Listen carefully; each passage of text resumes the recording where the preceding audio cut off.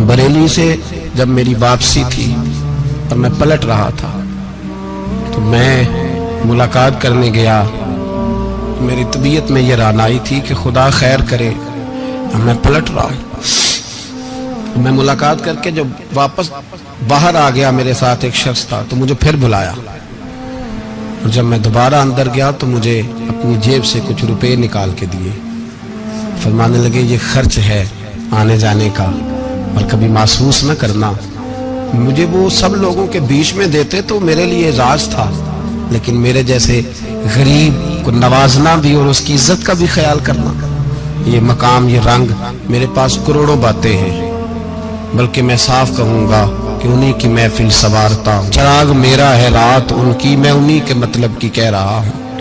जुबान मेरी है बात उनकी।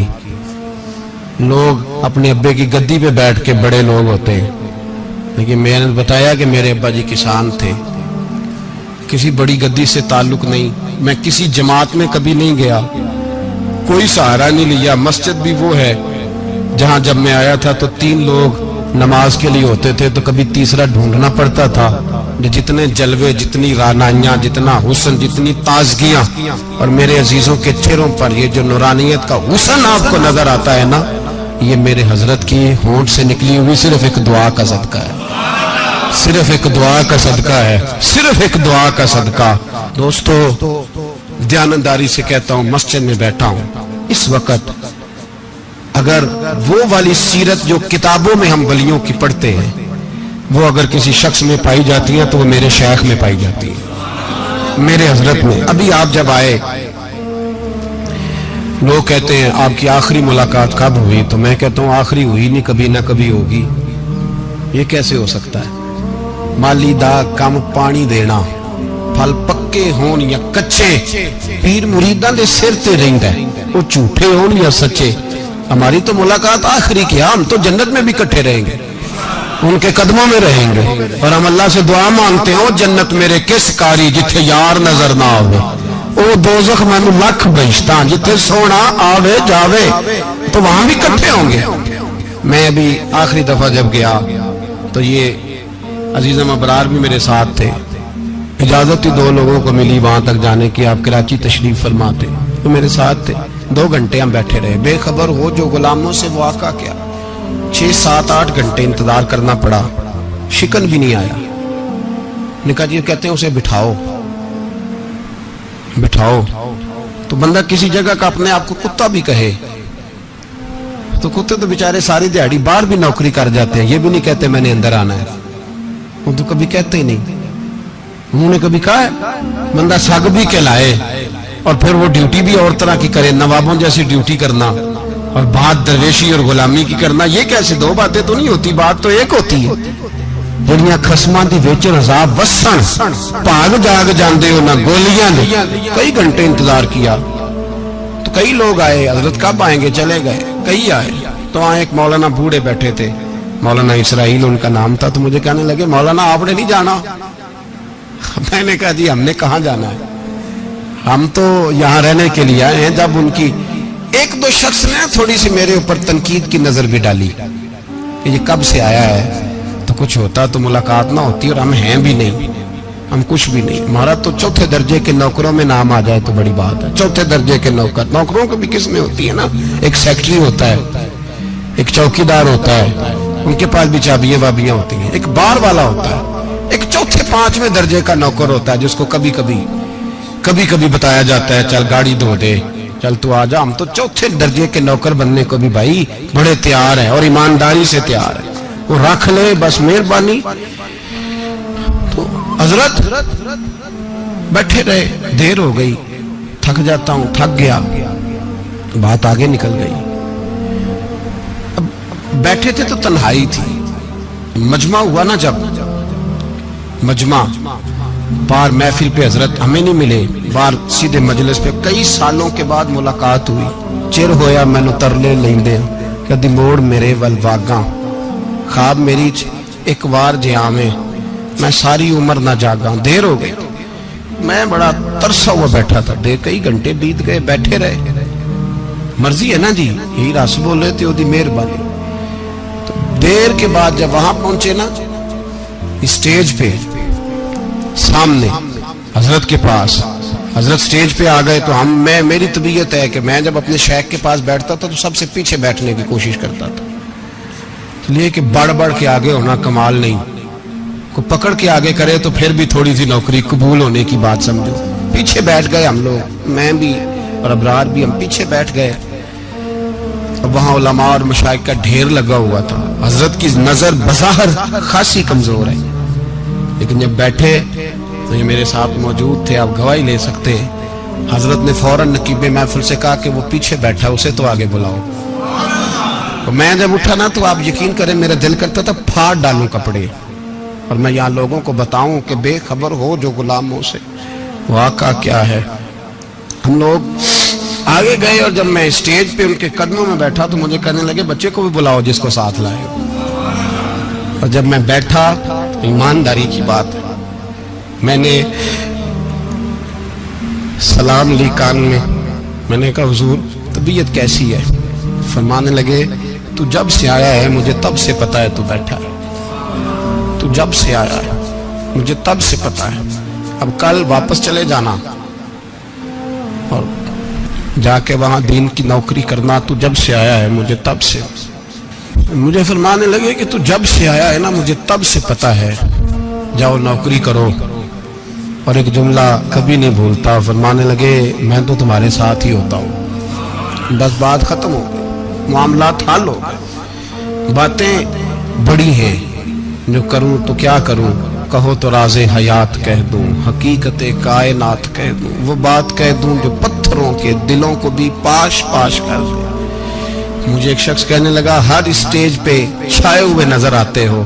میں نے کہا کیا کروں، سب سے پیچھے بیٹھا ہوتا ہوں، سب سے پیچھے، لیکن وقت کا غوث اٹھا کے جس کو اسٹیج پہ بٹھائے اسے پیچھے کون بٹھا سکتا ہے؟ ہم وہ جڑیاں گڈیاں اب پہ ہی اڈیاں، ہم نے ان کی زندگی میں رانائی دیکھی ہے، غریب پروری دیکھی ہے۔ میں اتنا بڑا نذرانہ نہیں کبھی ان کو دے سکا، میں کسان کا بیٹا ہوں، میں تو ابھی 9th کلاس میں تھا، میرے ابا جی پردہ کر گئے تھے، میں نے بڑی غربت میں وقت گزارا ہے، لیکن مجھے ان کے ارب اور کھرب پتی مرید ہیں۔ کھرب، وہاں لوگ کروڑوں روپیہ لے کے لائنوں میں کھڑے ہوتے ہیں، میں غریب باپ کا بیٹا اور مستعار زندگی، لیکن میں نے انہیں عزت دیتے دیکھا ہے، میں نے دیکھا ہے وہ قریب بلانے والے، وہ پیار کرنے والے، میں نے ان کی غریب، لوگ کہتے ہیں میرا پیر غریب نواز ہے، اور قسم اللہ کی میرا پیر غریب نواز ہے۔ میں نے غریب نوازی دیکھی ہے، میں نے وہ رنگ دیکھا ہے، میں نے وہ جلوہ دیکھا ہے، ان کے نرگسی ہونٹ جب کبھی کبھی میرے پیشانی کا بوسہ لیتے تو مجھے یوں لگتا کہ اللہ نے جتنی خوشبو دنیا میں رکھی تھی میرے شیخ نے ساری میرے وجود کے اندر اڈیل دی۔ بریلی سے جب میری واپسی تھی اور میں پلٹ رہا تھا تو میں ملاقات کرنے گیا، میری طبیعت میں یہ رانائی تھی کہ خدا خیر کرے، میں پلٹ رہا ہوں۔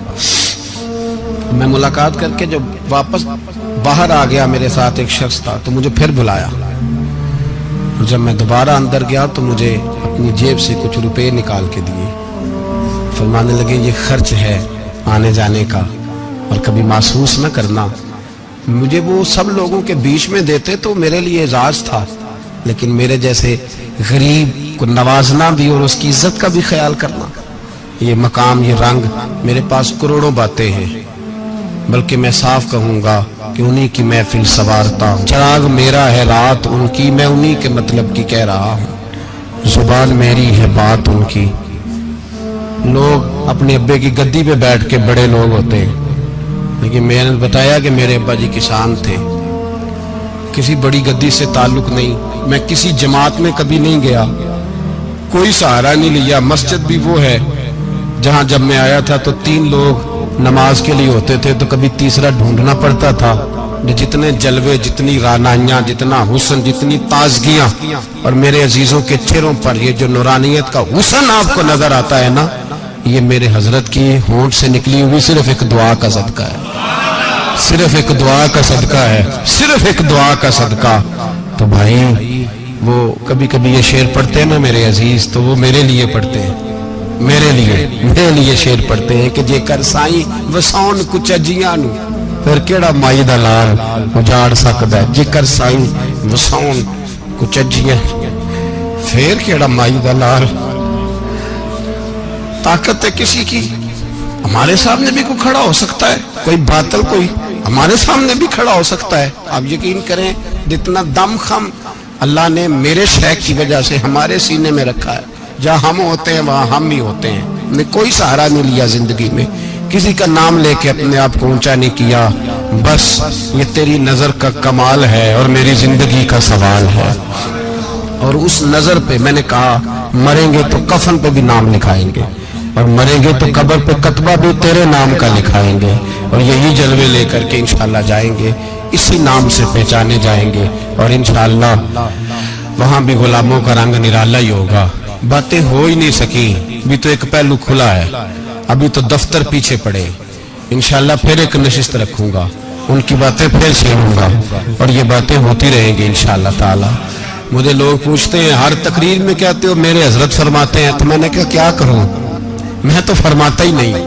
آپ یقین کریں تیاری کوئی کرتا ہوں، جمعہ میں تقریر کوئی اور ہو جاتی ہے، وہاں کچھ اور کتابیں کچھ اور دیکھ کے آتا ہوں، یہاں کچھ اور ہو جاتی ہے، پھر سمجھ آتی ہے کہ تو بولنے والا ہے ہی نہیں، کوئی اور ہے جو تجھے سبق پڑھاتا ہے، جو تجھے کہتا ہے اس طرح کر کے بات کر، اس طرح کر کے۔